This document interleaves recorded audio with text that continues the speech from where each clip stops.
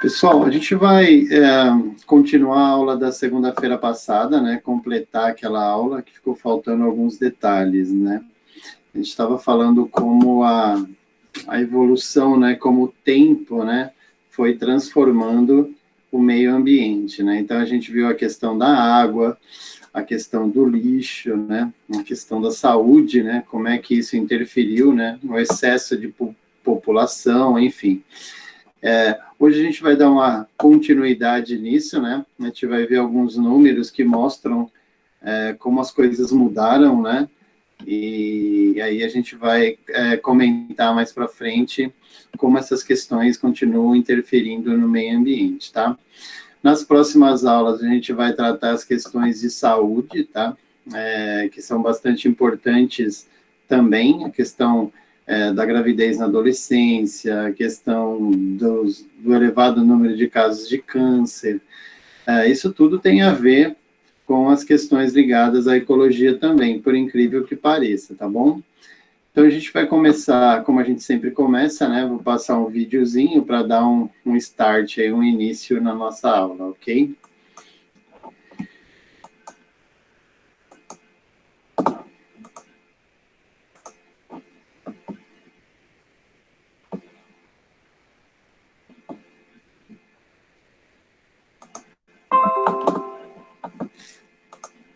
Se tiverem alguma dificuldade para ouvir, aí vocês me avisam, tá, pessoal? Desnutrição é uma das maiores causas de mortalidade infantil do Brasil. Apesar dos avanços, cerca de 180 mil crianças ainda não têm uma alimentação adequada. O quarto episódio da série Crianças Invisíveis fala desse grave problema de saúde.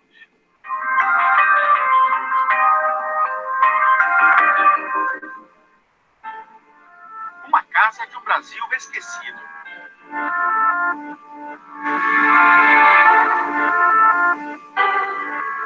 Estamos longe dos grandes centros urbanos, em Santarém, Pará, na casa de Dona Raimunda. Mãe de 5 filhos, ela convive com a ameaça constante da fome. Passei mais vez 15 dias sem nada. O pai dele parou de pescar, né? Passou o tempo todinho parado. Aí ele ali, às vezes, não pegava nada. Aí tem vezes que ele chorava, o menino chorando, pedindo. Esses cenários de pobreza extrema ainda são responsáveis no Brasil por casos de fome e de desnutrição infantil. Mesmo a implantação de programas de transferência de renda, como o Bolsa Família, nem sempre é suficiente para quebrar com os ciclos de miséria que se perpetuam, geração após geração.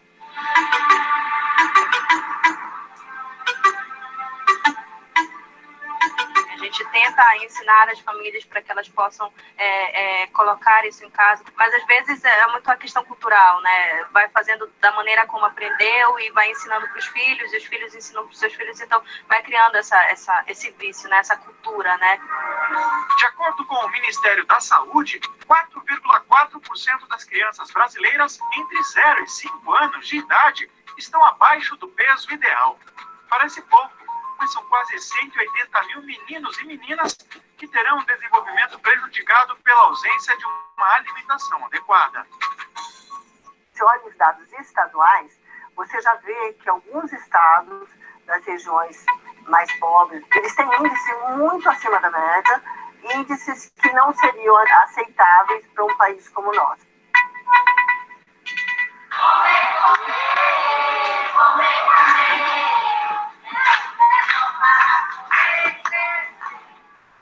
A SEAR é uma entidade que atua para combater a desnutrição infantil em Santarém.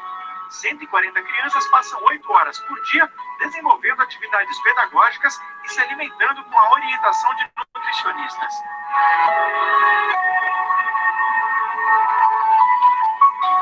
O que você notou que ele ficou diferente? Ele chegou mais esperto, assim, brinca assim, bastante. Ele era muito quietinho. Algumas mães se emocionam ao lembrar do jeito que os filhos chegaram à entidade. Da bebê doente, muito magrinho.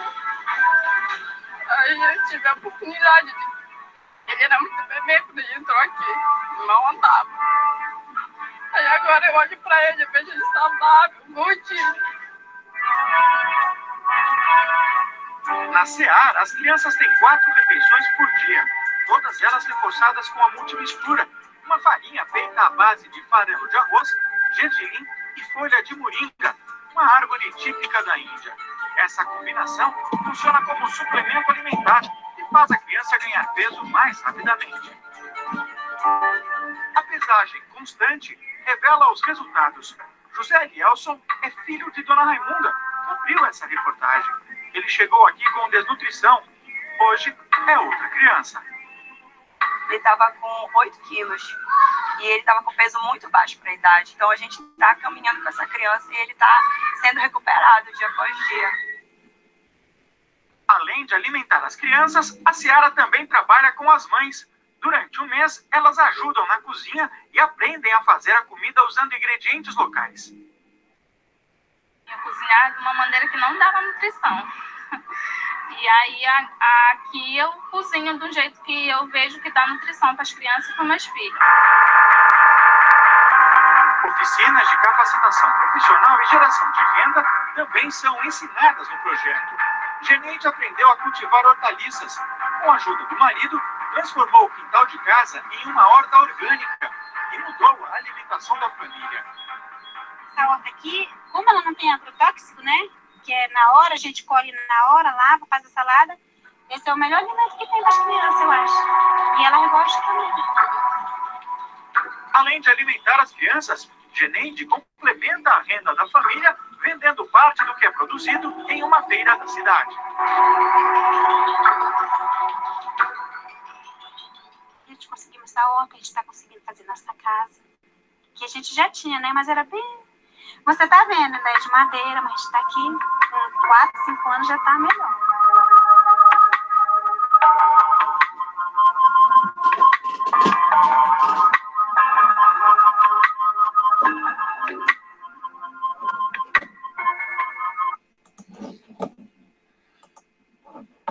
Você já viu o filme Parasita? Pessoal, esse vídeo aqui, ó, foi um vídeo de abertura para a gente falar de uma coisa chamada mortalidade infantil.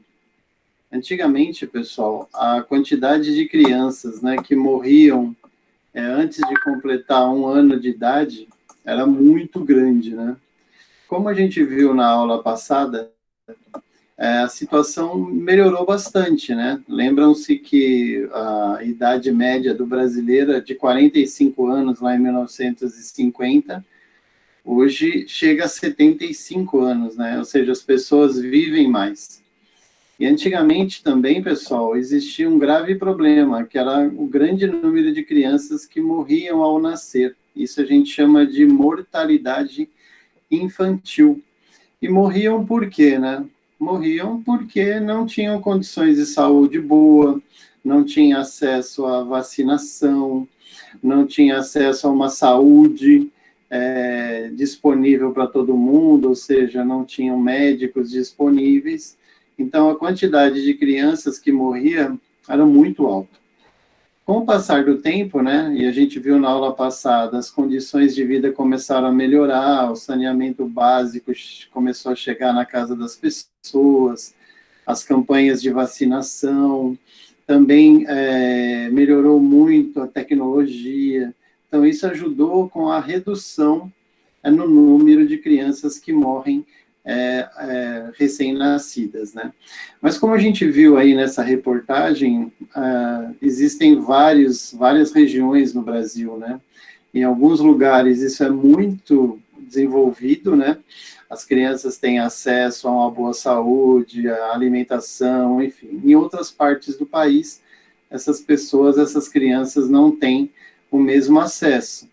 Então, o índice de mortalidade é diferente. Se eu comparar São Paulo com o Pará, que a gente viu aí, as condições são completamente diferentes, né? E isso, pessoal, tem muito a ver com a questão do crescimento da população, né? A gente tem alguns dados estatísticos aqui, né? Nas últimas aulas a gente tem trabalhado com gráfico, com dados estatísticos, né? Para a gente ter noção de como é que as coisas evoluíram, né? Dá uma olhadinha aqui, ó. Em 1872, a cidade de São Paulo tinha apenas 31 mil habitantes. ou seja, muito pouca gente.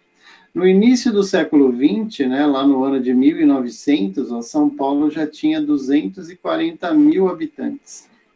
Em 1940, nós atingimos 1 milhão de habitantes. Em 1960, nós já tínhamos 3 milhões e 800 mil habitantes. E em 2007, nós chegamos à incrível marca de 10 milhões e meio de habitantes na cidade de São Paulo. Hoje já são 14 milhões de habitantes. Então, vejam, saímos de 31 mil pessoas para mais de 14 milhões de pessoas. Vocês sabem muito bem, né, que mais gente, menos espaço, as condições de vida também não são das melhores, né? Hoje, São Paulo é a cidade que é menor apenas que Seul, na Coreia. Ou seja, é a capital com mais habitantes no mundo, só perdendo para a capital coreana. O que isso causou, né, pessoal? Esse aumento da população fez o que com a nossa cidade, né? Primeiro, o aumento de consumo, mais gente comendo, mais gente consumindo, enfim. Com muito mais gente consumindo, obviamente que ia sobrar muito mais resíduos, né? Então, aumentou a produção de lixo, a questão do esgoto se deteriorou, né? Porque não tinha esgoto para todo mundo, né? Então, isso causou uma superpopulação. E toda vez que a gente tem, né, uma superpopulação, um excesso populacional, obviamente que você vai ter alguns tipos de problemas, né? Por quê, né? Vejam como era bonito, né? Se a gente pensasse naquela época, na cidade com pouca gente, uma cidade sem poluição, sem carro, sem nada, obviamente que a qualidade de vida era outra, né? A gente tinha água que não estava poluída, a gente tinha uma pouca produção de lixo. Então, tudo isso era absorvido pelo meio ambiente.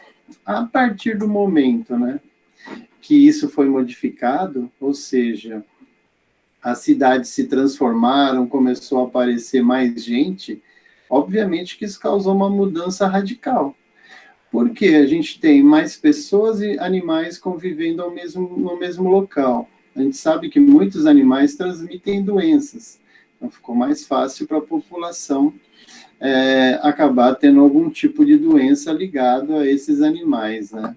Como a gente viu, né, um consumo maior de alimento, aumentou a produção de lixo, e com isso ocorreu a contaminação das águas. Pessoal, toda essa cara aqui, obviamente que mudou completamente, né? A gente tem a transmissão de doenças muito mais facilmente nesse ambiente sujo, né, do que no ambiente anterior. Então, o que foi que modificou, né? Além do maior número de pessoas, mudou o meio ambiente. Se você lembrar daquela imagem anterior e lembrar dessa aqui, você vai ver que houve uma imensa transformação. E toda vez que a gente mexe no meio ambiente, né, a gente transforma o meio ambiente, a gente tem alterações que vão se refletir, obviamente, na nossa vida. Ok? Por incrível que pareça, pessoal, quando a gente fala da cidade de São Paulo, né, São Paulo é uma cidade rica, né? Por incrível que pareça, né, é uma cidade de primeiro mundo. Ó, 84% do esgoto de São Paulo, ele é coletado. Então, ele vai passar através de tubulação na nossa casa e ele vai ser coletado. 70% desse esgoto é tratado. Então, é um alto índice, né? Se a gente comparar com a Itália, que tem 80, e com a Espanha, que tem 80, a gente está muito próximo também. Então, quando a gente fala de São Paulo, a gente fala de uma outra realidade, né? Apesar das periferias, né, a gente tem uma série de problemas, boa parte do esgoto, da água é tratada, na grande maioria, dentro da cidade de São Paulo. Então, pessoal, se a gente olhar, né, aquela São Paulo anteriormente que a gente viu com coleta de esgoto, com tudo bonitinho, é uma São Paulo. Quando a gente vai para a periferia, ó, a gente vai encontrar uma outra cidade, uma cidade completamente diferente, né? Então, aquela São Paulo rica, com cara de primeiro mundo, nas periferias ela é completamente diferente. Na periferia você não tem a coleta seletiva, o aumento na produção de lixo, né? Você tem problema na infraestrutura. O que significa isso? Significa que falta escola, falta creche, falta posto de saúde, faltam médicos. E para a população da periferia, São Paulo é uma cidade diferente, né? Não é a mesma das regiões centrais da cidade. Então, nas periferias, né, a gente tem o aumento de transmissão de doenças, dengue, por exemplo, né? Então, você tem um número maior de doentes de dengue, por exemplo, nas periferias, do que você tem no centro da cidade. Na periferia, pessoal, a mortalidade infantil, apesar de ter caído muito nos últimos anos, ela é maior na periferia do que é nas regiões mais centrais, né? E, obviamente, que o pessoal da periferia tem uma maior dificuldade na questão de ter acesso a uma saúde de qualidade, né? Então, a gente vai lá no posto de saúde, não tem médico, não tem medicação, você marca uma consulta para daqui a 6 meses, 1 ano. Então, obviamente, que essa é uma outra São Paulo, né? Uma São Paulo que se expandiu para as periferias da cidade. Então, para vocês entenderem, né, como essas questões, né, de meio ambiente têm a ver com a nossa situação. Então, eu tenho um ambiente que é a São Paulo de primeiro mundo, e eu tenho um ambiente na cidade de São Paulo, considerada uma área mais pobre, uma área com difícil acesso para as coisas mais importantes para o indivíduo viver bem. Então, o ambiente em que as pessoas vivem interfere diretamente na qualidade de vida dessas pessoas. Isso não tem como fazer. Pessoal, o nosso assunto de hoje, ele vai tratar exatamente da mortalidade infantil. Esses números aqui, ó, eles mostram a morte de crianças a cada 1.000 nascimentos. Então, em 1930, de cada 1.000 crianças que nasciam, 162 morriam antes de 1 ano de idade. Em 1940, começou a diminuir. Ó. Nós tínhamos 150 crianças que morriam a cada 1.000 nascidas. Em 1950, 135. Em 1960, 124. Em 1970, 115. Vejam como caiu bastante, né? Se a gente observar nos últimos anos, pessoal, a gente vai notar uma queda violenta. Em 1980, eram 82 crianças a cada 1.000. Em 1990, 48. E em 2016, caiu para 14. Alguma coisa deve ter mudado, né? Por que lá em 1930 morriam 160 crianças a cada 1.000 e em 2016 morriam 14? Exatamente, pessoal, pela melhora na qualidade de vida que eu citei anteriormente. Então, a gente vai ter, para essas crianças aqui de 2016, um acesso melhor à vacina, por exemplo. Tomar vacina é muito importante para que a criança não adoeça e para que a criança tenha uma vida saudável. A alimentação, né, também se tornou mais efetiva, né? As pessoas, apesar das dificuldades, ainda têm acesso ao alimento. A questão médica, né? Então, as mães fazem pré-natal, é obrigatório pré-natal, então a criança tem um acompanhamento, né?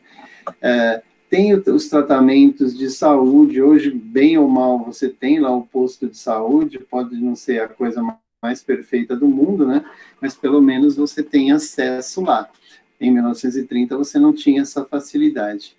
Então, na verdade, o que melhorou, né, o que fez com que a mortalidade infantil caísse, foi a melhora na qualidade de vida das pessoas e, consequentemente, né, a melhora na qualidade de vida das crianças também. Então, o nível de mortalidade infantil diminuiu.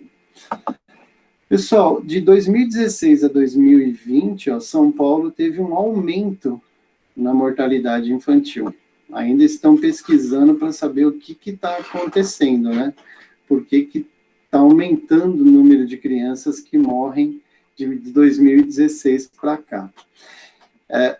Uma das tendências, provavelmente, né, seja a questão da violência, a questão do uso de drogas, né? que mães alcoólatras, mães usuários de droga, não têm feito corretamente os seus pré-natais, não têm, por exemplo, levado seus filhos ao médico sempre. Então, isso aqui, ó, está aumentando. Claro, nem vai chegar perto daquele índice anterior lá, mas isso aqui teve um ligeiro aumento, ok? Aqui, pessoal, a gente pode ver bem, ó, o que aconteceu, ó, do ano 2000 até 2016, ó. Aqui a gente tinha 30 mortes a cada 1000, né? Foi caindo, ó, em 2015 e em 2016 começou a aumentar. Em 2017 a gente já tem um aumento, 2018 também. Então isso é uma coisa para ser estudada, né?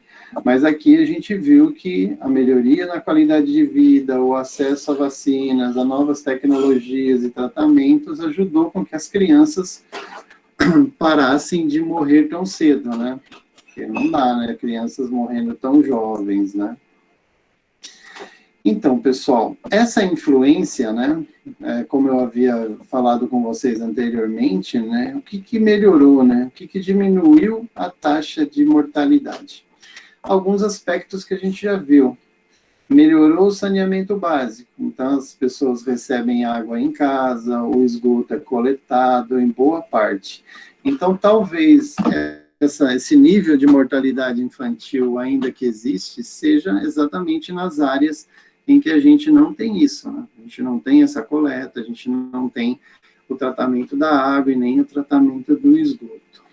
Como eu falei para vocês, né, a questão da melhoria nas condições de saúde, né, em geral, a saúde da população, ela melhorou bastante nos últimos anos também, né, as campanhas de vacinação. Então, hoje, logo que a criança nasce, já se toma as vacinas, né, evitando que essas crianças adoeçam, né, como a poliomielite, né, a paralisia infantil, por exemplo, a coqueluche, uma série de doenças, né, que são tratadas logo que a criança nasce. Então, essas crianças têm uma vida mais saudável.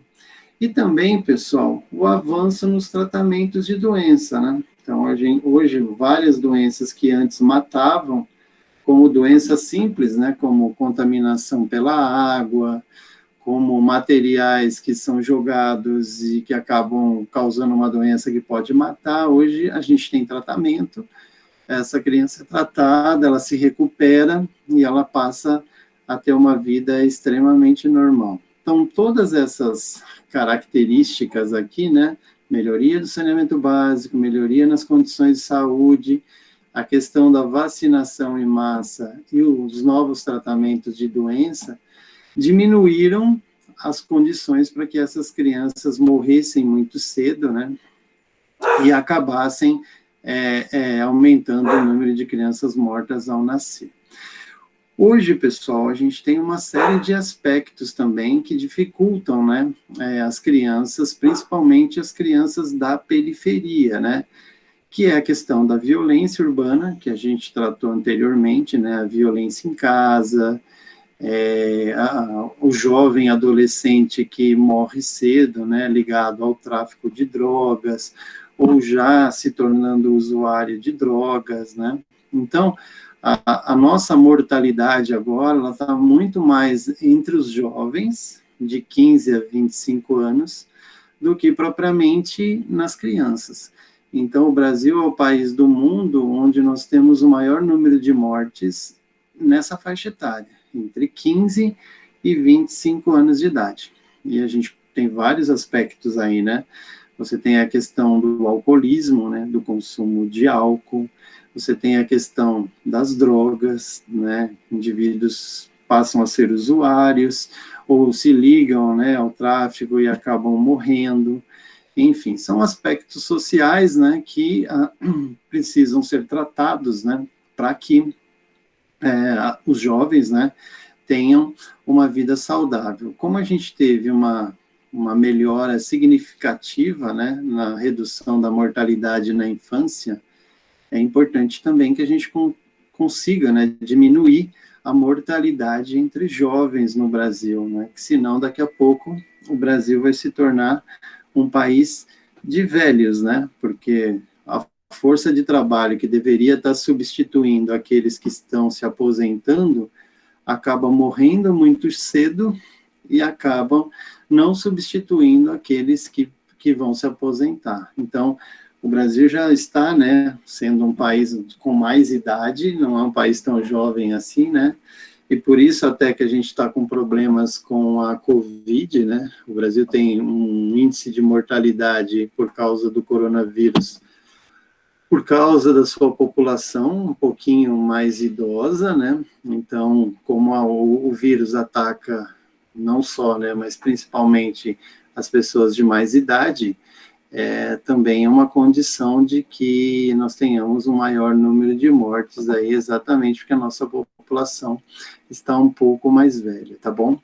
Mas a gente observando aí, pessoal, essas informações, a gente viu que, de uma maneira ou de outra, né, a qualidade de vida melhorou bastante na população.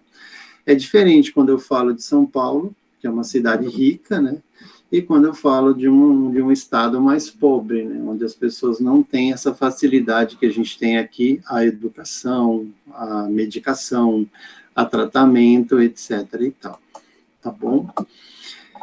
Pessoal, vou passar um outro videozinho para vocês, tá, que vai ilustrar bem essa questão de ser criança no Brasil, tá bom? Ou no mundo, né? É um vídeo institucional, mas mostra bem a dificuldade de ser criança.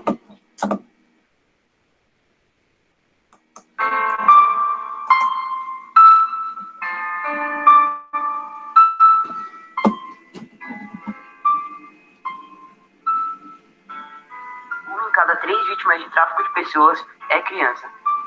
No ranking de esperança de vida ao nascer, temos, em primeiro lugar, o Japão, em 91º lugar, o Brasil, e, em último lugar, Serra Leoa.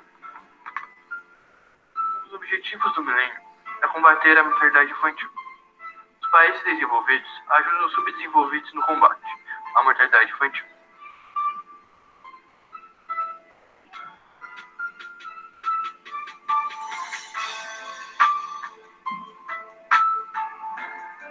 Droga é a maior causa de abandono de crianças. Pelo menos 46 mil crianças e adolescentes vivem hoje em abrigos no Brasil.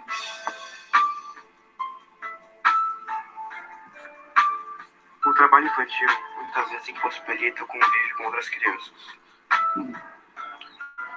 Os índices de trabalho infantil são mais preocupantes em países subdesenvolvidos, principalmente na África subsaariana.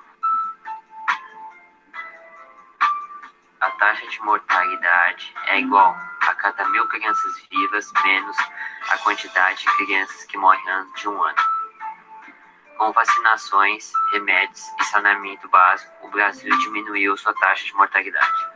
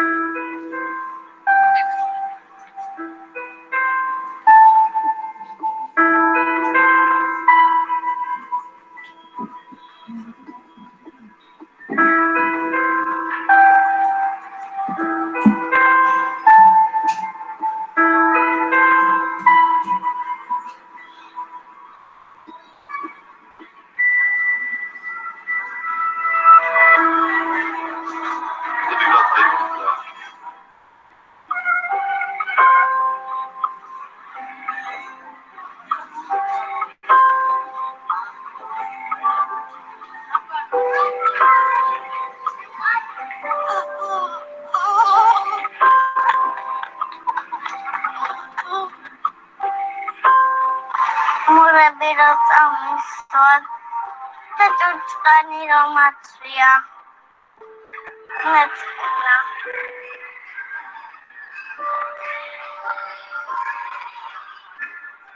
Gal. Tadi semua orang.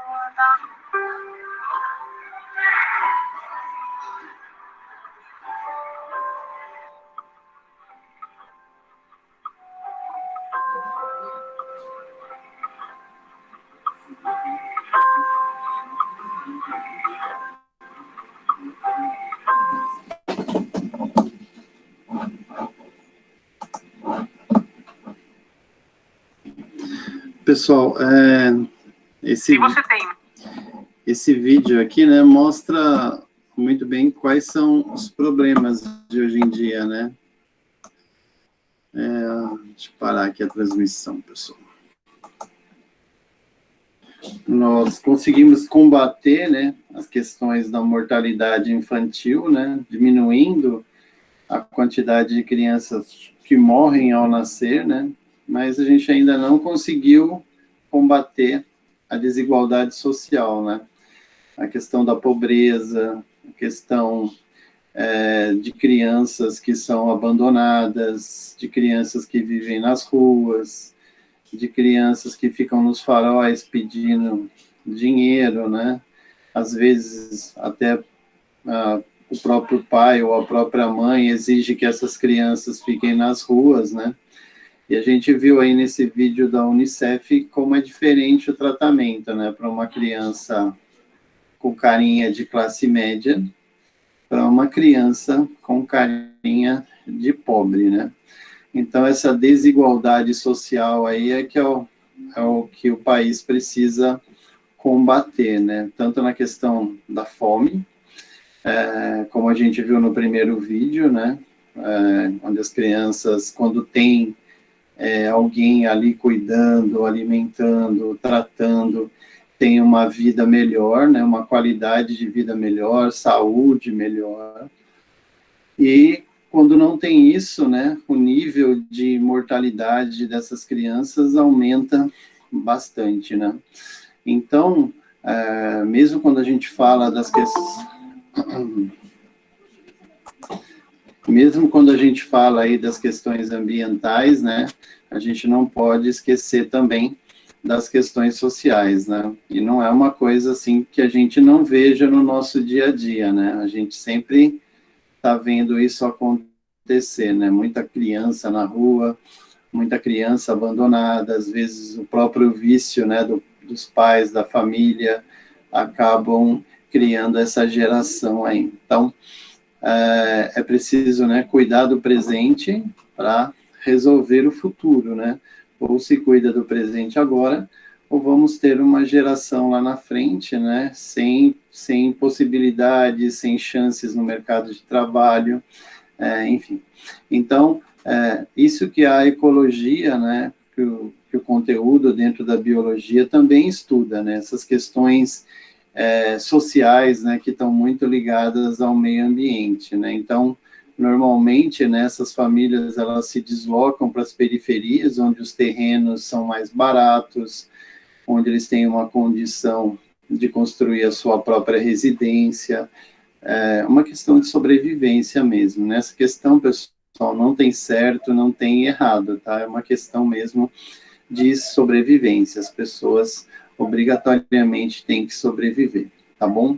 Então, nessas últimas aulas aí, a gente viu vários aspectos aí que interferem na vida das pessoas, né? A questão da água, a questão do lixo, a questão do saneamento básico, a questão de ter acesso a uma medicina legal, a questão de ter acesso, né, a vacinas, a tratamento, enfim. Se você oferece isso para as pessoas, certamente elas vão ter uma qualidade de vida muito melhor, né, do que elas têm nesse momento. Então, essa relação, né, entre o meio ambiente e o homem ajuda, facilita, permite com que essas pessoas e essas famílias elas tenham uma qualidade de vida melhor e consigam sobreviver melhor, né? como dizia um filósofo, né? Se o governo não abraça uma criança, alguém vai abraçar, né? E às vezes nem é uma influência tão boa assim, tá?